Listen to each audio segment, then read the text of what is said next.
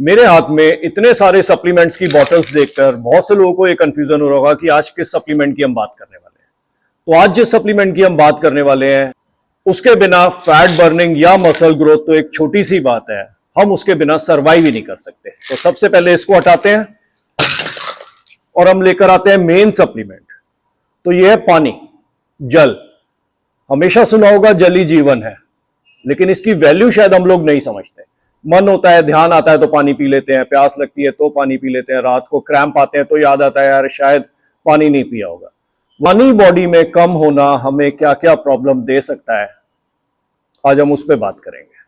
पहली प्रॉब्लम कि हमें जॉइंट्स पेन होने शुरू हो जाते हैं। एक्चुअली हमारे जॉइंट्स के अंदर एक नेचुरल ऑयल होता है जिसको साइनोवियल फ्लूइड बोलते हैं, और वो पानी से ही बनता है। अगर हम पानी का इंटेक कम करते हैं तो इसका मतलब है लुब्रिकेशन कम हो जाता है, ऑयल कम हो जाता है, फ्लूइड कम होता है और जॉइंट्स आपस में रब करना शुरू कर देते हैं और पेन शुरू होता है। दूसरी बात कि हमारे जॉइंट्स को कुशनिंग देने के लिए जॉइंट्स के साथ कार्टिलेज होते हैं जो 70 to 80% पानी से ही डेवलप होते हैं।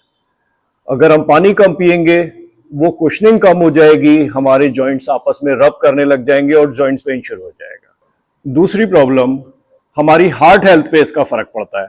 हम पानी कम पीते हैं, हमारा ब्लड थिक हो जाता है और हार्ट को बहुत ज्यादा मेहनत करनी पड़ जाती है ब्लड को प्रॉपर पंप करके सप्लाई देने में, और इससे इररेगुलर हार्ट बीट होने के चांसेस डेफिनेटली ज्यादा हो जाते हैं। पानी कम पीने से एक और प्रॉब्लम कि ब्रेन डिहाइड्रेट होगा तो ब्रेन के अंदर सेल्स श्रिंक करेंगे, तो उससे ऑक्सीजन सप्लाई माइंड तक प्रॉपर नहीं पहुंचेगी, तो बिना रीजन के एंजाइटी होगी, मूड ऑफ रहेगा, गुस्सा आएगा, एक फॉगीनेस रहेगी, कुछ हम क्लियर नहीं समझ पाएंगे, कुछ क्लियर डिसीजन नहीं ले पाएंगे, हमारा ब्लड प्रेशर अनस्टेबल हो जाएगा।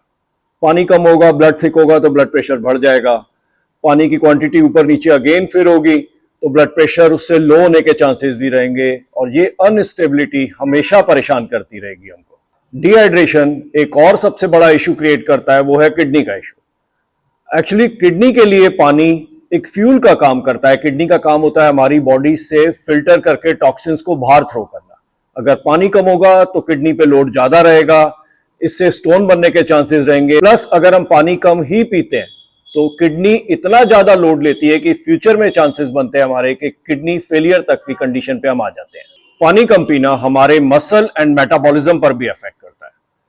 अगर हमारी बॉडी डिहाइड्रेट हो रही है तो इसका मतलब है कि वर्कआउट के टाइम पे हमको क्रैम्प आएंगे, सोरनेस होगी, बॉडी स्टिफ रहेगी, और इसके साथ साथ हमारा मेटाबॉलिज्म स्लो हो जाएगा, तो इससे हमारा फैट बर्निंग प्रोसेस रुकेगा, प्लस हमारी रिकवरी टाइम लगाएगी, तो मसल ग्रोथ होने के चांसेस भी ऑलमोस्ट खत्म होते हैं इससे।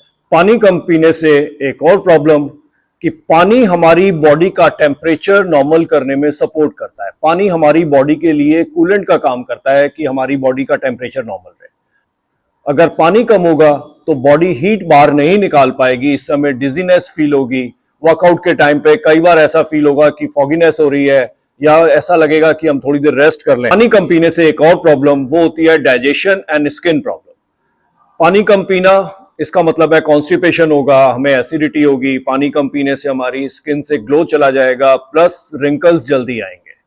तो इतनी सारी प्रॉब्लम्स के साथ रहने से बेटर है कि अपने साथ एक बॉटल रखो, सिप सिप करके 3 से 4 लीटर पानी दिन में पियो। तो ध्यान रखो अपना, अच्छे से पानी पियो, बॉडी को हाइड्रेट करो, जिससे कि ये सारी प्रॉब्लम जो फ्यूचर में आपको आ सकती हैं उनसे आप हमेशा बचे रहो।